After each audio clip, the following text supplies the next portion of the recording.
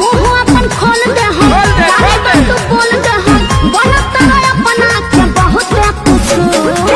घोड़ी पर पिचकारी से चाहे पूरब जईबू हो चाहे पश्चिम जईबू हो भले चली जईबू साली हमार उतर हो तोहर होलिया में रंग जा कबूतर हो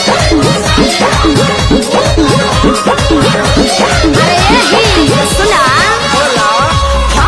मुंह अपन खोल दे हम काहे बात तू बोल दे हम बनत रह अपना के बहुत कुछ